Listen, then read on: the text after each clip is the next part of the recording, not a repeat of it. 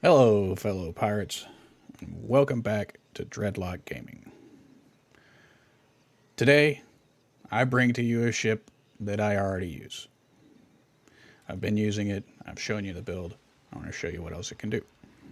And I'll go over the build whenever I'm done and talk about variations that you could use. It would probably come out with the same outcome that this one does. Today we are going to go and we are going to kill the Risen Zamaharibu, the Reaver's Vengeance fight. And this fight takes about 2 minutes with this build. So let's get into it. Let's teleport over there. You burn down the Risen Zamaharibu super fast with this build. Very fast.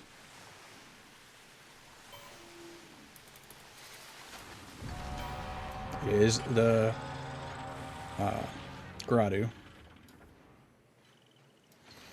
or however you say it.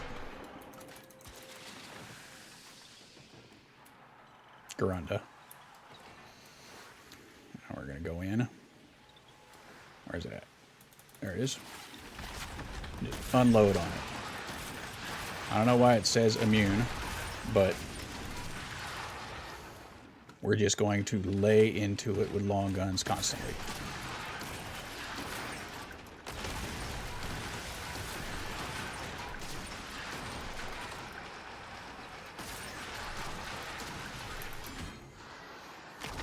Alright, it's got its debuff on us, so it can heal itself now.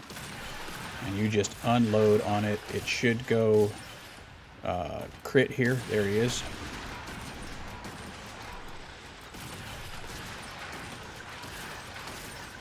Alright. Took off his crit. Just keep unloading into him.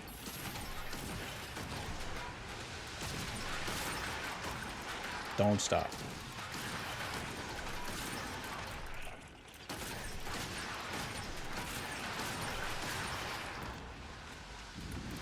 Alright, he's going to come up from underneath, so we want to move out of the way. We're probably going to get hit a little bit. Yep, got hit a little bit there. Heal up.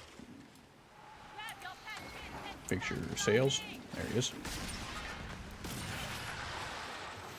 Turn so you can hit him.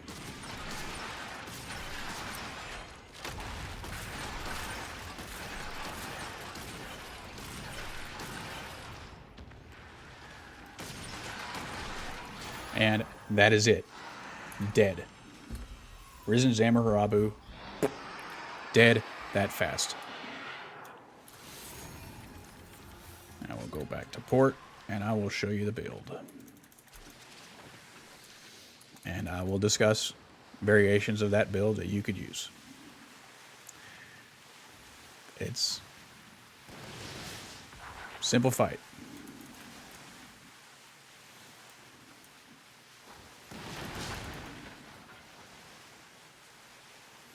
It's like somebody showed up at the end of it, wasn't able to get his shot off. They gave me a couple of heals. Now, this is my regular run for the Garuda. I'm sure I was saying that wrong earlier. But it runs long nines, Skurlocks, long nines all the way around, because I don't want to tear apart my PvP ship for the Divine Thunders. But I'm sure you could use Divine Thunders, or you could use the Lepickery 3s on this, whichever way you want to go. Can I teleport anywhere to get there faster?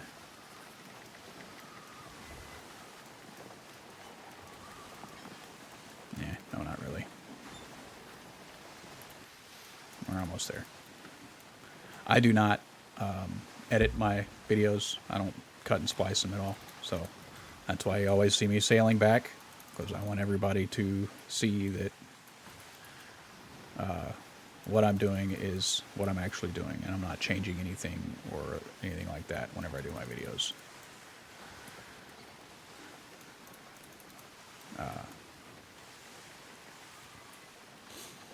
So one more minute. Sorry about the wait.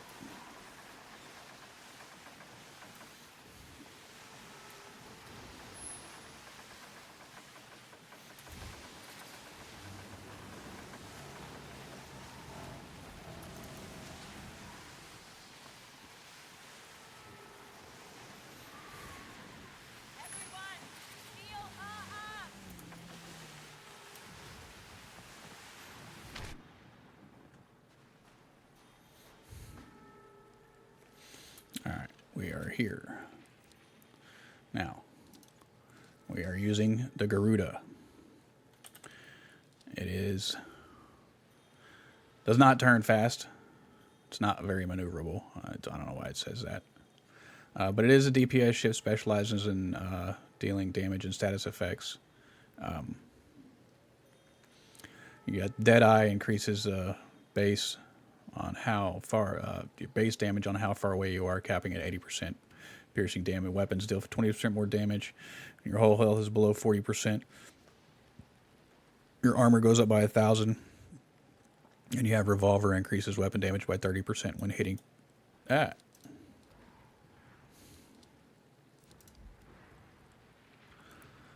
Revolver increases weapon damage by 30% when hitting a target with punctured.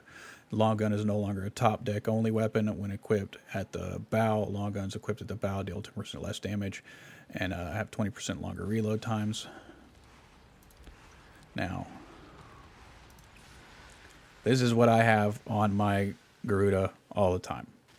I use it for PvP whenever I feel like running it. I use it for all sorts of stuff. I use it for a defense. I use it for the level 13 Vikram. I use it for the Wolf. So the weapons are the Skurlock Long Nines all the way around. I know the damage is it's not as high as the Lepicaries or the Divine Thunders, but if you want to run the Lepicaries for the higher base damage, you will probably kill the Risen Zamaharibu even faster. So I've got those all the way around, which you're looking at with the furniture that I have. 4157 is the damage. Mass Breaker is not going to come into effect. Piercing, 30% more piercing damage. Tearing is not going to come into effect. I have the Crouching Tiger because, like I said, this is my all-around Garuda. I use it for all sorts of things. You could change this up. You could, if you wanted to, you could Healing Buoy to heal you between its attacks if you need it. You could do the Eye of the Heaven. Just all depends. I use the Black Prince armor for the 40% damage reduction below 33% health. For this build, I've got Tooling's Guidance for that increased damage for the next 8 seconds after you hit a weak point. Whenever he goes into his healing phase, he gets the red fins on his back, so you can actually crit him. So if you hit him once on a weak point and then you hit him again within that 8 seconds, you're doing 30% more damage every time you hit him on the weak point, which helps you quickly remove him out of his, I guess you could say like a berserk phase where he can heal himself. And then you go with Long Gun Works. I use Long Gun Grinder to get the shots out there faster. That's 15% more projectile speed, so easier to hit targets that you're aiming at. Front Powder Kegs for those 6 shots off the front being 10% stronger. And then because it's a Torn Sails build, I've got the Langridge barrels for 8% faster charge rate on the Torn Sails and 8% longer duration. And then I also have the Chains Locker, which is a Season 1 with 10% longer duration. Now, if you were going, say, with the Lepicaries, I would run Long Gun Works, and then I would run where is it? There it is. The Plaguebringer's Ward for the faster reload and toxic damage, extra toxic damage. I'd probably also run the Potent Schematic, and that would be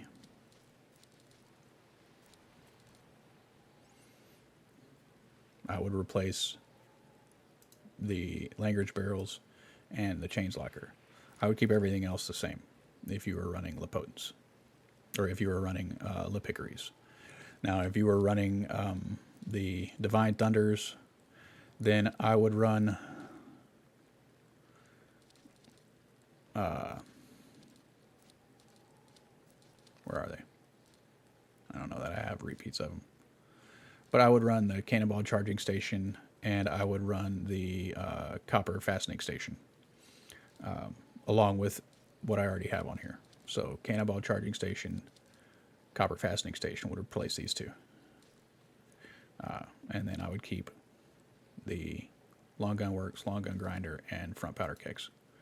So that's the way I would do that. And I would keep the furniture the same.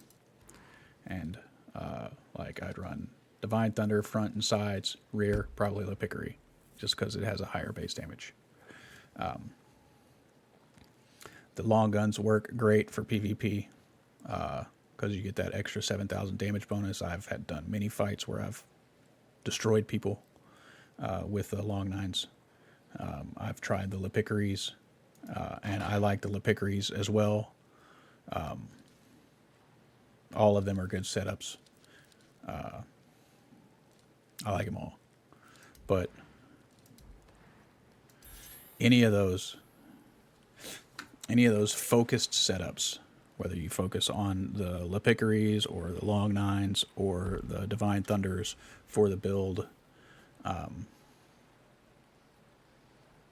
can destroy the Risen Zamaharibu. There's no reason for a monster killer build like my snow monster killer build.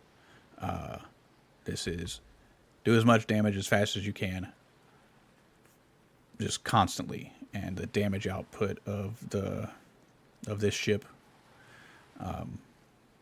with as many long guns as it has, just obliterates the Risen Zamaharibu. Hope that helps everybody that's out there trying to use a monster killer build or a bark build or whatever. It's just insane how fast this kills the Risen Zamaharibu.